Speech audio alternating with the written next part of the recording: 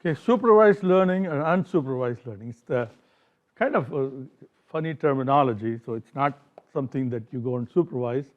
Okay, supervised learning and unsupervised learning, you can think of it as analysis, okay, where there is a specified, well-recognized target variable.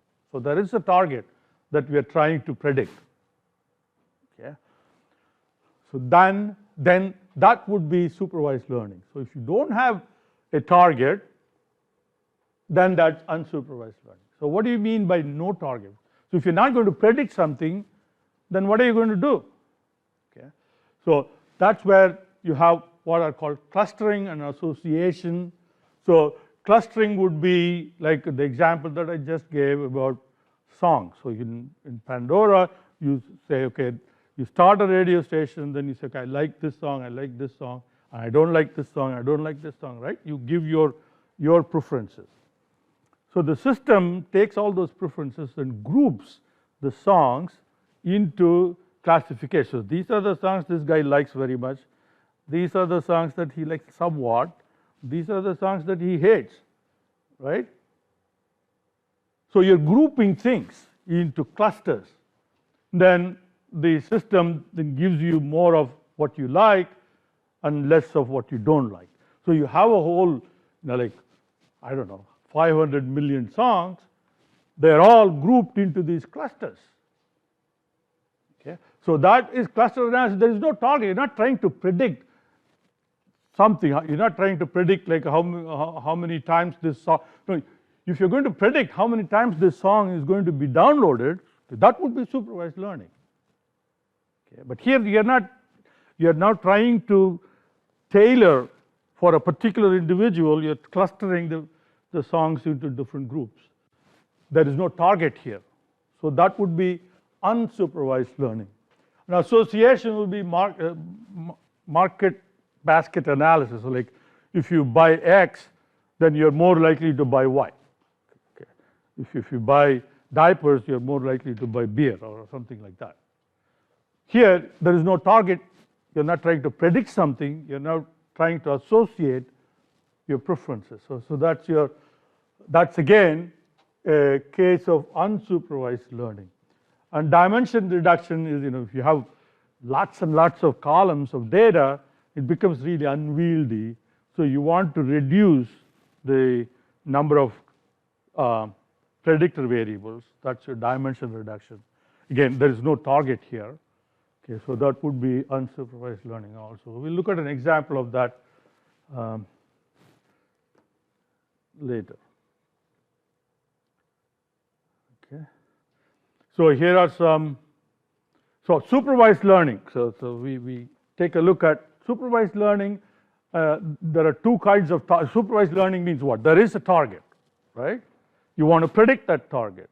And there are two kinds of targets that you can have. One is a categorical variable, okay?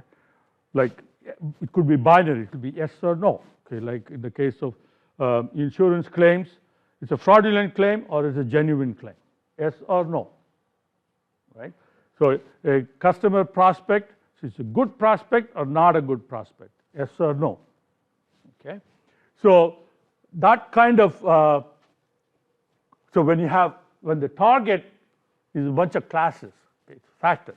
There is not a continuous number, okay, it's just a few numbers, okay, 0 or 1 or 0, 1, 2 and things like that.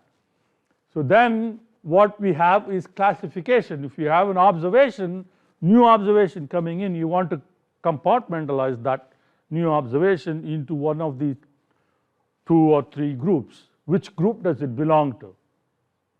Classification.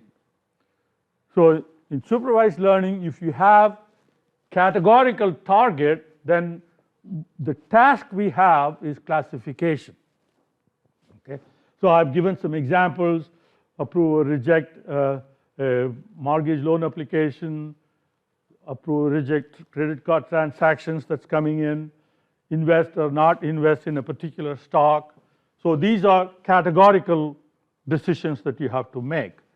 Okay, so that would be classification. In marketing, good prospect or not, a customer will churn or not. Churn meaning, customer will leave and go to your competitor. So like a AT&T customer switching to Verizon or something. So that's churn. So which customers are more likely to churn? So we want to do something about that. So that would be an example of classification in marketing.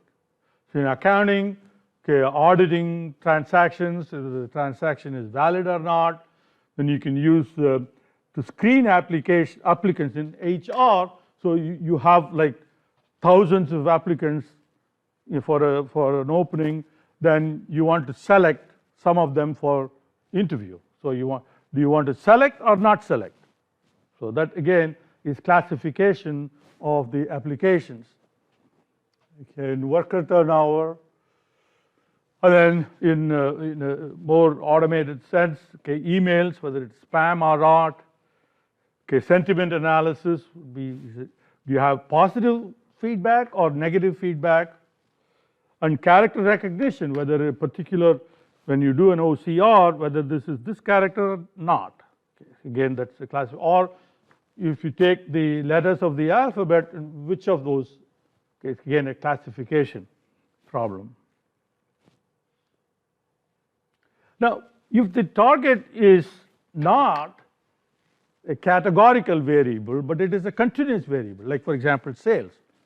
Okay, what would be the sales for next quarter? Or if you're trying to predict the price of a product, price of used car, okay, things like that. So demand forecasting, okay, sales volume, okay. So some examples here. What is the estimated risk? That is the beta coefficient for an investment.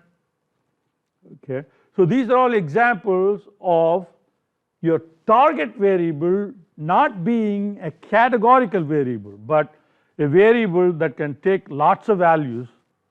Okay, it's called an interval variable or interval target, as opposed to a categorical target. Interval target. Interval means a variable, numerical variable that can take lots of values. They're not restricted to just a few. So in that case, we call the analysis prediction. Okay? It's just a terminology.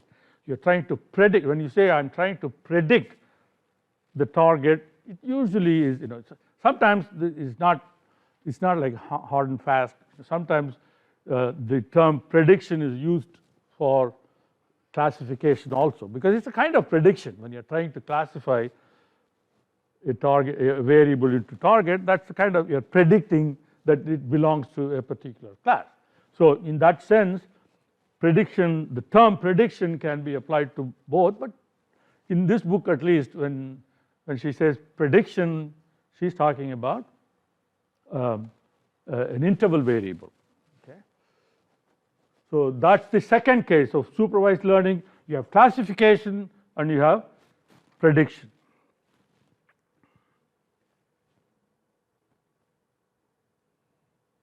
All right, so the chapters that we have